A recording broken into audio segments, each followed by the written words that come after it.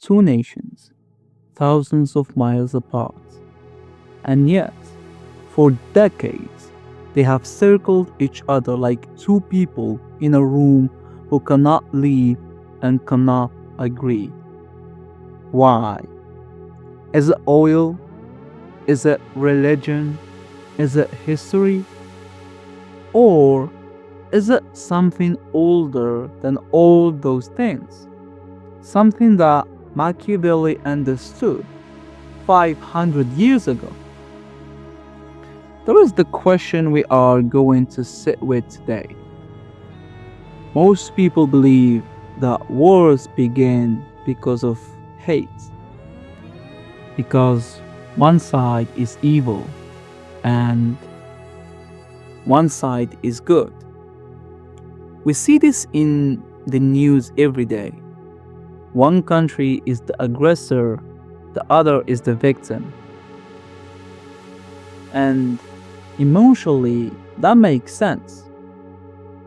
When something frightening happens, we want a simple explanation.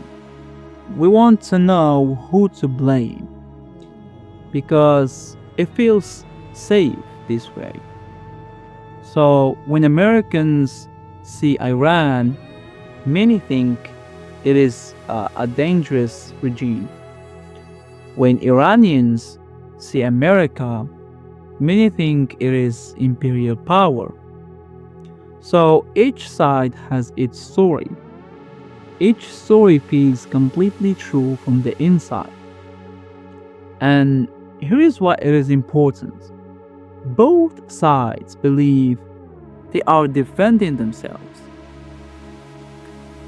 But here is the deeper issue. If both sides believe they are defending themselves, who started it?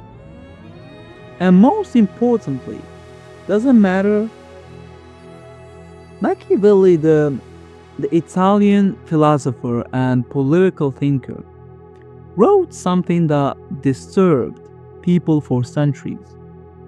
He said that nations, just like people, are not primarily driven by morality. They are driven by interests, by survival, by the desire to remain powerful. He called this virtue, not virtue in the moral sense, but the strength and skill to maintain power in uncertain world. And this idea cuts through the clean story like a knife. Because when you look at the US and Iran conflicts through Machiavelli's eyes, you stop asking who is evil and you start asking something more uncomfortable. What does each side need? And what are they afraid of losing? Let's look at a word that matters here, which is sovereignty. Sovereignty means the rights and the power to control your own country, to make your own decisions without another nation telling you what to do. It comes from an old French word meaning above all others. For Iran, sovereignty is not just a political idea, it is a want. Because in 1953, the United States helped remove Iran's democratically elected leader because he wanted to control Iran's own oil. That event lives in Iranian memory like a scar. So, when Iran resists American pressure today, is it aggression or is it a country saying, we will not lose ourselves again? Ask yourself, have you ever felt that? Like the need to protect something that once was taken from you. Now, here is where Machiavelli becomes dangerous. Not dangerous like a weapon, dangerous like a mirror. He said that fear is often more reliable than love in politics. A leader who is only loved can be abandoned, but a leader who is feared is harder to ignore. Iran's nuclear program, its influence across the Middle East, its resistance to negotiation, these are not random. They follow a logic. The logic of a nation that believes the world only respects power. And America has military bases in over 70 countries. It has the world's largest defense budget. Is that generosity, or is it also fear? The fear of a world it cannot control. This is what Machiavelli meant by realpolitik, which is a German word that has entered English, meaning politics based on practical power, not on ideals or ethics.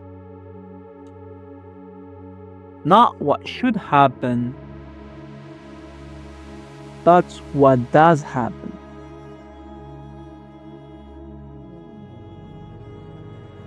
But here is the uncomfortable turn. We watch these conflicts and we feel like observers. We feel distant. We think this is about governments, about oil, about missiles. It has nothing to do with me. But consider this. Every time you avoid a difficult conversation because you fear the reaction, that is a small foreign policy decision. Every time you stay silent to keep the peace, even when something important is being taken from you, you are making a Machiavellian calculation. You are choosing between safety and sovereignty. Your sovereignty, your right to exist on your own terms. Maybe the conflict between nations is not so foreign after all. Your sovereignty, your right to exist on your own terms.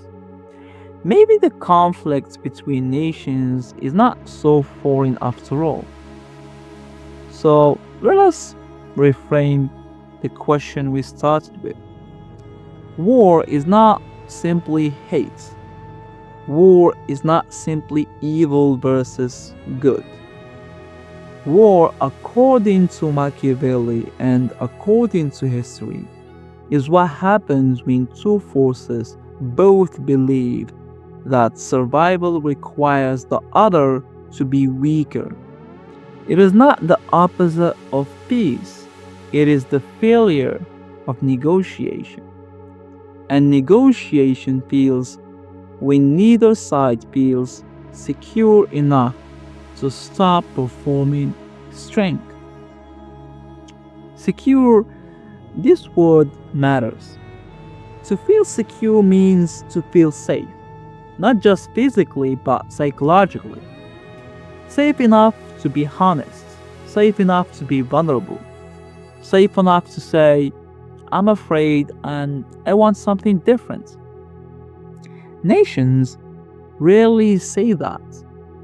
And if we are being truthful, neither do most people. Now, and stay with me here. Think about learning English. Many learners are in their own small conflict between the version of themselves that feels confident and the version that feels exposed the moment they open their mouth in a second language. You want to speak, but you are afraid of sounding weak, afraid of making mistakes, afraid that someone will see behind the performance. There is not a language problem. There is a sovereignty problem. You have not yet decided that your voice is still yours, still worth protecting, still worth using. Machiavelli would say, the leader who waits for the perfect conditions never acts, and the English learner who waits to be fluent before speaking never speaks.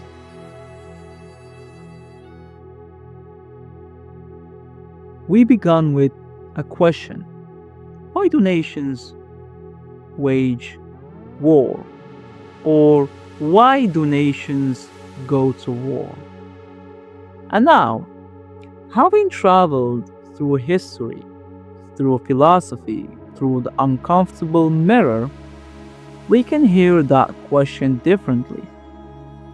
Maybe nations go to war for the same reason people build walls, not because they are strong, but because they are afraid of what happens when they are seen as weak.